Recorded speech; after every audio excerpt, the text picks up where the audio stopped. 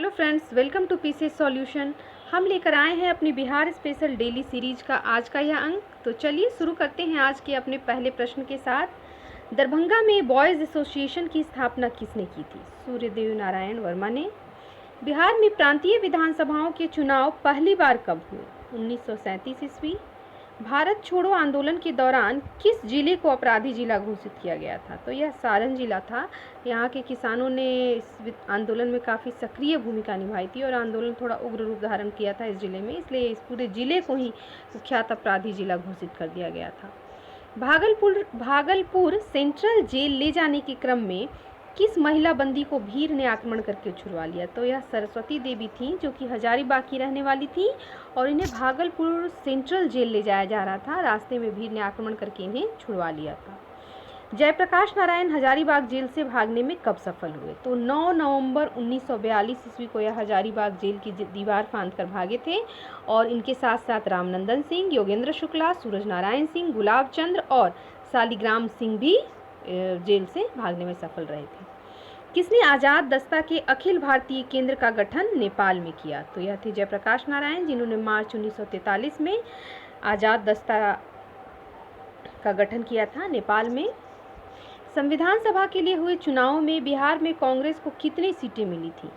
तो 296 सीटों के लिए चुनाव हुए थे, जिनमें से 111 सीटें मिली थी।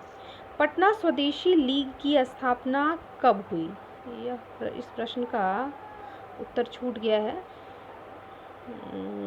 पटना स्वदेशी लीग की स्थापना, इस प्रश्न को हम अपने अगले वीडियो में कवर करेंगे। दरभंगा में बंग भंग आंदोलन के दौरान किस दिन रक्षाबंधन दिवस मनाया गया? तो यह था 16 अक्टूबर 1905। विदेशिया लोकनाट्य के रचयिता कौन थे? तो विदेशिया लोकनाट्य के रचयिता थे भिखारी ठाकुर। कवि बाबा नागार्जुन का वास्तविक नाम क्या था? वैद्यनाथ मिश्र। बिहार में स्थापित यूनिवर्सिटी ऑफ नालंदा के प्रथम कुलपति कौन बने थे? डॉक्टर गोपा सभरवाल। बिहार में मानसून लौटना कब प्रारंभ होता है? तो बिहार में मानसून जो है वह अक्टूबर के मध्य तक लौटना शुरू हो जाता है। राजपुर नहर परियोजना किस नहर की एक शाखा है? तो यह है पूर्वी कोसी नहर।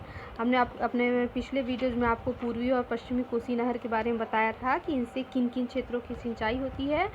तो पूर्वी कोसी नहर की ही एक शाखा है राजपुर नहर परियोजना। भीम बांध वन्य जीव अभ्यारण्य की स्थापना कब हुई थी? तो भीम बांध वन्य जीव अभ्यारण्य की स्थापना हुई थी 1976 ईस्वी में। ये जो भीम बांध वन्य जीव अभ्यारण्य है, यह कहाँ स्थित है? तो यह मुजफ्फरपुर जिले में स्थित है भीम बांध वन्य जीव अभ्यारण्य। बिहार में सोप स्टोन के भंडार कहाँ मिले हैं? तो बिहार में सोप स्टोन के जो भंडार हैं वह जमुई जिले में मिले हैं।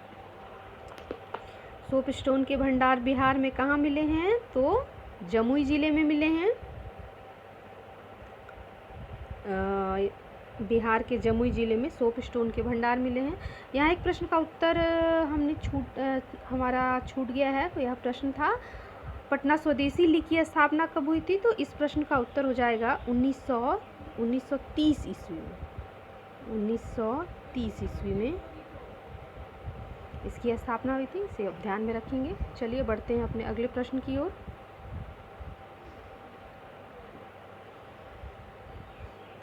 बिहार में HFCL का उर्वरक संयंत्र कहाँ स्थापित है? HFCL का उर्वरक संयंत्र बरौनी में स्थापित है। बिहार में पटसन उद्योग की पट्टी कहाँ स्थित है? तो यह उत्तर पूर्वी मैदान में, बिहार के उत्तर पूर्वी मैदान के इलाकों में। बिहार में किसान आंदोलन के जनक स्वामी सहजानंद सरस्वती की कौन सी जयंती 22 फरवरी 2022 को मनाई गई? तो यह 134वीं जयंती है। हमारे करंट अफेयर्स से रिलेटेड क्वेश्चन है। आज का हमारा अंतिम प्रश्न, बिहार के किस व्यक्ति को Nelson Mandela Nobel peace award से सम्मानित किया गया है? तो यह हैं संजीव कुमार, जिन्हें Nelson Mandela Nobel peace award से सम्मानित किया गया है। तो दोस्तों, ये थे हमारे आज के 20 प्रश्न। आशा करते हैं ये सभी प्रश्न आपके आने वाली परीक्षाओं के लिए काफ़ी उपयोगी सिद्ध होंगे। तो चलिए मिलते हैं अपने कल के अंक में। तब तक के लिए